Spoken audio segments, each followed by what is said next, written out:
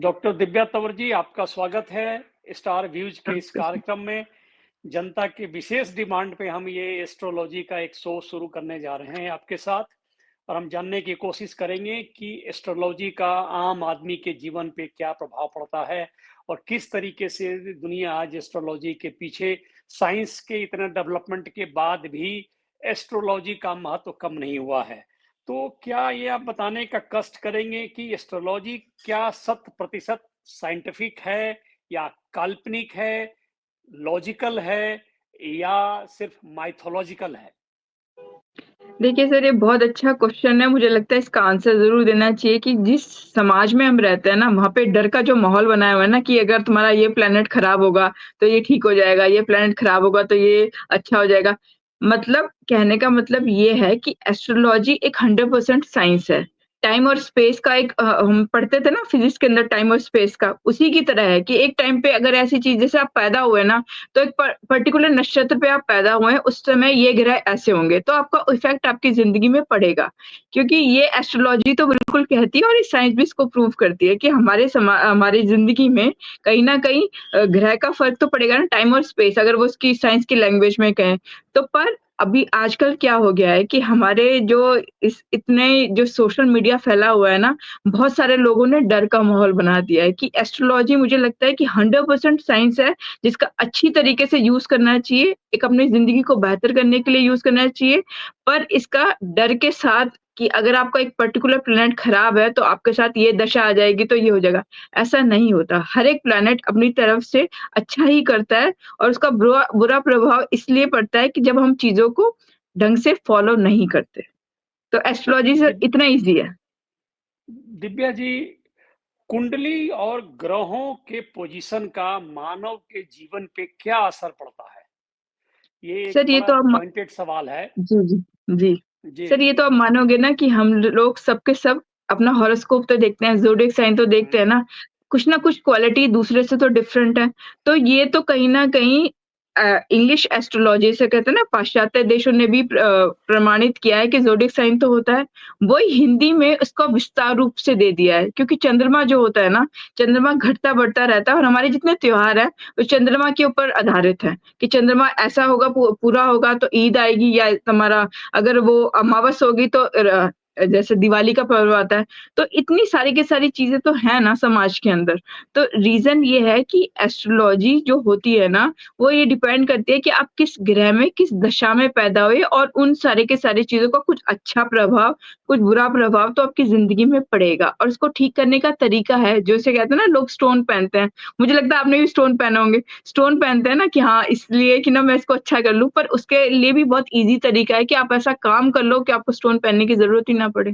तो आपका नक्षत्र और आपकी दशा और आपके ग्रह ज़रूर डिफाइन करते हैं आपका करैक्टर, आपकी पर्सनैलिटी और मुझे लगता है कि इसका यूज़ करना चाहिए कि हमें किस तरीके से अच्छा बना जाए। रिचुअल्स और हवन, सामान्यतः ये जी, दो ऐसी चीजें हैं, परंपरा है जो हर घर में होती है किसी न किसी रूप में, डायरेक्ट रूप में। इसका जी। साइंटिफिक आधार क्या है? देखो हवन का साइंटिफिक और आधार परंपराओं का। बिल्कुल। जी। देखो जी। जी। अग्नि जो होती है ना, अग्नि शुद्ध करने के लिए स्टार्ट होती है कि अगर आप इसको दे नॉर्मल अगर साइंटिफिक लैंग्वेज में भी कहें कि किसी भी चीज़ की स्टार्टिंग जब होती है, तो हम अग्नि जलाते हैं। अग्नि से ही स्टार्ट होता है और अगर हिंदू माइथोलॉजी के हिसाब से चले तो अग्नि सबसे पावरफुल है। पहला ग्रह आता है हमारा मेष, जो होता है ना एरीज़ साइन, पहला ग्रह आता है यानी कि स्टार्टिंग ऑफ इवेंट, किसी भी स्टार्टिंग की अच्छा मंगलमय कार्य करने के लिए हम अग्नि जलाते हैं, हवन करते हैं। और हवन और अग्नि ये तो कहा जाता है ना कि ऑरा आपका क्लीन होना चाहिए, घर शुद्ध होना चाहिए। अगर इसको किसी भी धर्म के अंदर लें तो अग्नि का प्रभाव तो है। इसको हवन कहा जाता है हमारे समाज के अंदर पर रीज़न तो ये है ना कि जो अग्नि होती है वो स्टार्टिंग है, वो शुद्ध करने के लिए यूज़ करी जाती है और बहुत सारी चीज़ें हम वहाँ से स्टार्ट करते हैं कार्य मंगलमय करने के लिए। दिव्या जी, एस्ट्रोलॉजी से संबंधित एक और सवाल है जो आम युवक हुँ। के मन में, युवतियों के मन में होता है। क्या एस्ट्रोलॉजी मानवीय संबंधों के समस्याओं का निदान कर सकता है? क्या युवाओं के करियर संबंधी समस्याओं को हल कर सकता है? क्योंकि आज सबसे बड़ी युवाओं की ये समस्या संबंधों की है और दूसरा उससे बचे तो करियर की है। ये 2 समस्या लेके युवा परेशान हैं और चाहे वो महिला हो या पुरुष हो, समस्या दोनों के पास यही है। तो इसका समाधान क्या एस्ट्रोलॉजी में कहीं दिखता है? बिल्कुल दिखता है सर, क्योंकि हम किसी न किसी कैरेक्टर को लेके पैदा होते हैं। हर एक इंसान के अंदर कोई न कोई कैरेक्टरिस्टिक तो होती है ना। जैसे अगर आप बोल रहे हैं तो मुझे लगता है कि हम जब बोलने में अच्छे हैं तो यानी कि हमारा हमारा बुध ग्रह बहुत अच्छा होगा। और अगर बच्चे के साथ ऐसा होता है ना कि बच्चे को हम कभी-कभार ऐसे जगह पे भेजते हैं, ऐसी पोज़ीशन के लिए उसको प्रोत्साहित करते हैं कि बहुत अच्छी है, तुम करो, पर वो बच्चा उसके लिए नहीं है, वो उसके लिए नहीं बना। तो आपको ग्रह देखने बहुत ज़रूरी है कि बच्चा किस तरह की कैरेक्टरिस्टिक लेकर पैदा हुआ है। अगर आप उसके लिए वो वाली चीज़ें करेंगे और उसके लिए बचपन उसका अच्छा हो जाएगा, माँ-बाप डाँटेंगे भी नहीं क्योंकि वो बच्चा उस चीज़ के लिए नहीं है। अगर मैं अपना एग्ज़ाम्पल दूँ कि मुझे ये कहा जाए कि तुम अकेले बैठ के काम करो, तो मैं वो नहीं हूँ। मुझे लोगों से बात करना अच्छा लगता है, यानी कि बुध ग्रह आपका भी अच्छा होगा सर, मेरा भी अच्छा होगा। क्योंकि लोगों से बात करना अच्छा होगा न ये एक नॉर्मली लोग बात नहीं कर पाते। कुछ लोगों के लिए और क्वालिटीज़ होती हैं कि वो आराम से बैठ के आइसोलेशन में काम कर सकते हैं। कुछ लोग लीडरशिप सीरीज़ के लिए बहुत अच्छे होते हैं, लीडरशिप कामों के लिए बहुत अच्छे होते हैं। कुछ लोग मैनिपुलेशन के लिए बहुत अच्छे हैं। तो हर एक का एक अपना रोल होता है और वो ग्रह देख के बहुत अच्छी तरीके से डिसाइड हो सकता है। क्योंकि जिस दशा में पैदा होते हैं, जिस नक्षत्र के अंदर आप पैदा होते हैं, वो आपका कैरेक्टरिस्टिक डिफाइन करता है। ये तो 100% सर मुझे लगता है क्योंकि मेरी तो पीएचडी भी इसी में चल रही है कि आपका जो कैरेक्टर है ना, वो आपका जो नक्षत्र है, वो आपको डिफाइन करेगा कि आपकी ज़िंदगी किस तरीके से जाएगी। दिव्या जी, एक और इससे जुड़ा हुआ प्रश्न है जी, वास्तु का, वास्तु शास्त्र का और आर्किटेक्चर का। इसका जी। क्या संबंध है एस्ट्रोलॉजी में? ये एस्ट्रोलॉजी के किस विधा का हिस्सा है और किस तरीके से इसका इस्तेमाल एस्ट्रोलॉजी में किया गया है, वास्तु शास्त्र को लेके, आर्किटेक्चर को लेके? देखिए, बहुत सिंपल चीज़ है। आप अगर घर के आगे कूड़ा फैला के रखेंगे, तो आपका घर तो गंदा होगा ही ना सर। कोई भी आना आना अगर कहते हैं ना कि लक्ष्मी हमारे घर से प्रवेश कैसे करेगी? तो इसी तरीके से डिफरेंट डिफरेंट रिचुअल है कि अगर आपको जहाँ पे सूर्य दिखता है ना, जब सूर्य नमस्कार करते हैं, तो वहाँ पे एक ईशान कोण होता है, वहाँ पे आप पूजा स्थल बनाइए। एक घर में ठीक है। एक ऐसी जगह रखिए कि जहाँ के अंदर आप पूजा कर सकें। वो क्योंकि सूर्य तो नमस्कार करने के लिए ना, सूर्य की तो पूजा करी जाती है, हमारे हिंदू समाज में होती है, हिंदू माइथोलॉजी में बहुत बड़ा योगदान है। तो जभी भी आप वास्तु की बात करिए, तो वास्तु हर एक ग्रह के हिसाब से कि नॉर्थ, ईस्ट, वेस्ट, साउथ किस तरीके के ग्रह आपको बनाइए और पर्टिकुलर जगह पे एक पर्टिकुलर चीज़ रखने से मुझे लगता है कि उसकी एनर्जी एनहांस हो जाती है। तो वास्तु यही है कि आप अपना घर तो साफ रखिए, साथ में उस चीज़ को अगर एनहांस करना है तो उस चीज़ के अंदर किस तरीके की क्वालिटी आप यूज़ कर सकते हैं। तो वास्तु हमारे ग्रह के हिसाब से भी बहुत हमको इन्फ्लुएंस करता है, कि आपको किस तरीके के आप जिस तरीके के इंसान हैं, आपका घर उस हिसाब से दिख जाएगा आपको। तो वो जैसे मेरा घर आपको दिखेगा ना, तो मेरे घर के अंदर बहुत सारे माइथोलॉजिकल पिक्चर हैं, तो मुझे लगता है कि मेरा जैसे गुरु ग्रह बहुत अच्छा है। आपको दिख जाएगा कि किसका ग्रह जैसा है, वो उसी तरीके के घर में रहेगा। तो वास्तु हमारी पर्सनैलिटी को ही डिफाइन करता है। जी, एक और सवाल है परंपराओं का। हुँ, घरों में, घरों के बाहर पारंपरिक तौर हुँ। पे लोग बुजुर्गों के पैर छूते हैं। इसका क्या महत्व है और क्या ये परंपरा अभी बढ़ रही है या घट रही है? इसकी क्या स्थिति है? अच्छा सर आप इससे एक चीज़ पूछूँ, आप योगा को मानते हैं ना? सब मानते हैं। जी, ये तो बाहर भी है और इंडिया के अंदर भी है, योगा मानते हैं ना? कि योगा तो जी, होता जी। ही है। जो पैर आप छूते हैं, तो आपकी बॉडी तो बेंड करती है ना?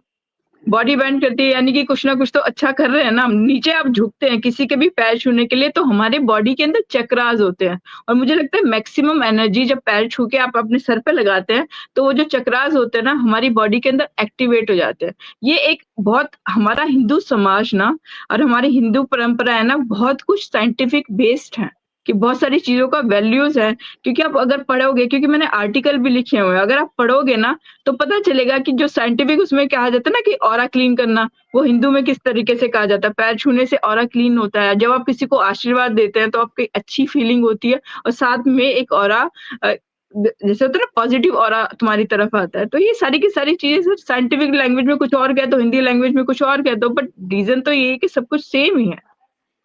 दिव्या जी, एस्ट्रोलॉजी के नाम पे आजकल ठगी हो रही है। जी, बिल्कुल हर हो रही है सर। मंदिरों के बाहर दुकानदार की तरह पंडित बैठे हुए हैं, कोई तोता निकाल रहा है, कोई नंबर निकाल रहा है, तमाम तरह की दुकानदारियाँ चल रही हैं। तो जी सर। इससे किस तरीके से लोगों को बचना चाहिए? सर, एक सिंपल सी चीज़ है, देखो डर का माहौल बनाने से ना लोग डरते हैं ना तभी तो लोग थोड़ा-सा दान देते हैं। तो दान देना ना ये बहुत अच्छी परंपरा है, हमारे हिंदू समाज में बहुत अच्छी चीज़ें हैं। मुझे लगता है कि जितना मैं पढ़ रही हूँ ना, मुझे उतना लग रहा है कि हमारा समाज ना हमारा जो जितना भी शास्त्र लिखा गया है ना, किस तरीके से साइंटिफिक तरीके से लिखा गया है।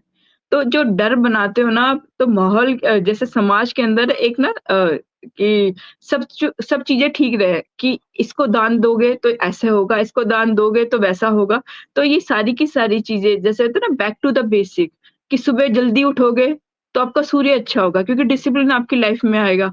आप लोगों से गंदा नहीं बोलोगे, अच्छी बात करोगे लेबर्स के साथ तो आपका शनि ठीक होगा। लोगों के साथ अच्छी तरीके से भावनाओं से काम करोगे, कुछ बेकार बातें नहीं करोगे तो आपका गुरु ठीक होगा। सर ये सारी की सारी चीज़ें साइंटिफिक हैं और बैक टू द बेसिक जो आपके घरवाले कहते थे ना, जो पुराने ज़माने में लोग कहते थे, सारी एस्ट्रोलॉजी उसी पे डिपेंडेड है। क्योंकि दिव्या जितना जी अब सोशल मीडिया आता जा रहा है ना, सोशल मीडिया में के आने के बाद जो चीज़ें चल रही है ना, वो बहुत ही खराब है हमारे लिए। क्योंकि इस तरीके से तो चीज़ें होनी भी नहीं चाहिए ना कि आपने एक वर्ड लिख दिया और आपकी ज़िंदगी में चीज़ें आ गई, ऐसा नहीं होता सर। आपको अपनी चीज़ें अपनी लाइफ़ में चेंज करनी पड़ेंगी। तभी वो ग्रह चेंज होगा, तभी आपका दिमाग चेंज होगा, तभी आपकी ज़िंदगी में चेंज आएगा। दिव्या जी, एक आखिरी सवाल आपसे, ये जी। साइबर स्टडी का इस और एस्ट्रोलॉजी का कहीं संबंध कुछ आपको नज़र आता है? चूँकि आप प्रोफ़ेसर रह चुकी हैं जी, साइबर स्टडी के। सर जी सर, मैं प्रोफ़ेसर हूँ साइबर सिक्योरिटी की और मैं अगर एस्ट्रोलॉजी सीख रही हूँ तो कहीं न कहीं उसका महत्व तो है क्योंकि ये बहुत साइंटिफ़िक है सर, कि आप जी, जैसे जी। हैं ना, वैसी आप चीज़ें करते हो अपनी ज़िंदगी के अंदर। और अगर आपके अंदर जैसे होता है ना कि लोग कहते हैं ना और साइबर सिक्योरिटी के तो मैं बहुत सारे केसेज़ देखती हूँ कि लोग एस्ट्रोलॉजी के नाम पे लोगों को ठगते हैं।